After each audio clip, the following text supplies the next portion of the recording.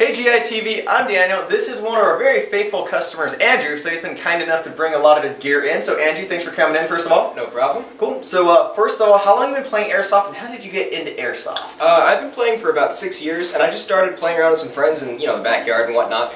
And then from there I ventured into like the more professional, I guess you could say, venue, playing at established fields with higher quality stuff. So. Got it. What fields do you usually play at? I usually play at Tac City, SC Village, Hollywood Sports Park, or recently I've been trying to get to Insight. So. Insight's fun. I do like that. Do you have a favorite out of these? I like Tac North a lot, mainly because if you go on some of the days where there's a smaller crowd, it's usually a lot more fun. Got it. So kind of more of a CQB, close quarters, fast-paced action, that's kind of your style? Yeah. Awesome. I mean, even like the bigger fields like SC and whatnot, it's still a really...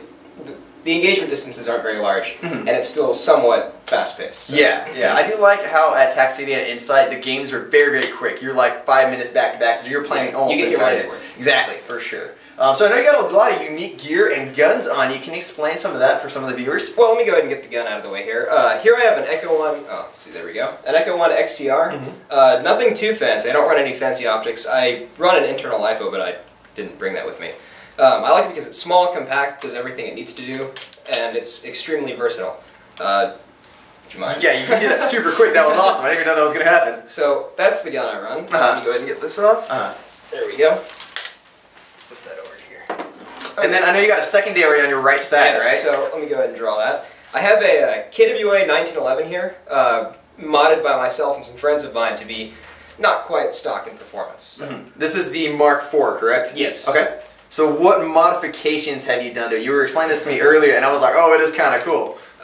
What modifications I've done to mine particularly are a lot of internal work and some very minute external work. Okay. First off, you could probably see that there. I painted the grips myself, make it look a little bit more unique. Yeah, definitely. It looks nice. And then some mods that I've done personally as well as had done to it, making it a little bit more race-tuned, making it lighter, faster, that sort of thing.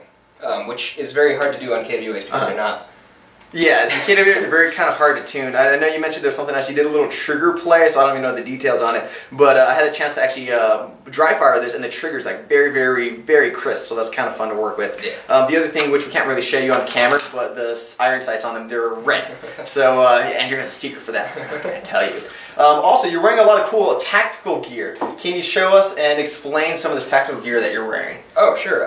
Well, everything on my vest is not Airsoft gear. It's all real gear, minus like the patches and stuff like that. So, if you're familiar with a company called LBT, they make a 6094A Slick is the name of it. Okay. And it's basically a plate carrier that doesn't have almost any molly. And it's designed to be lightweight and fast. Okay.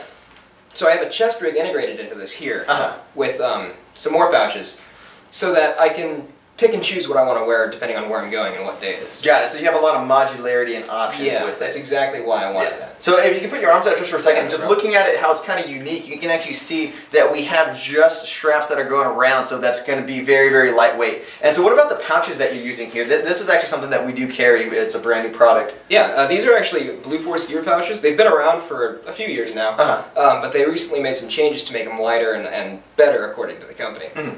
They're basically just a backing with an elastic piece that holds the mag in, so it's no mess, no hassle sort of thing. But they are very tough from the factory in getting mags in and out. Yeah, so. yeah. But from what I can see, it's very lightweight, very thin. Yeah, if I actually take all of these out here, thank you.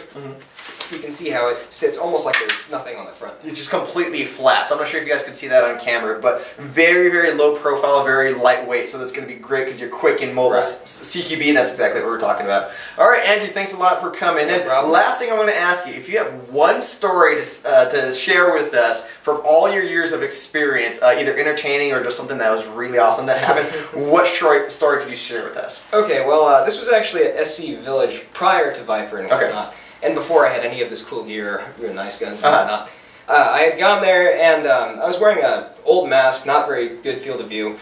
And one of my buddies, we were in the trenches at I think Kuwait, or one of the backfields, there's these trenches and whatnot. And we're walking and whatnot, and he calls back and he says, hey, watch out for that rock. So I'm looking back and I'm like, what rock? And then I trip over the exact rock he's talking about.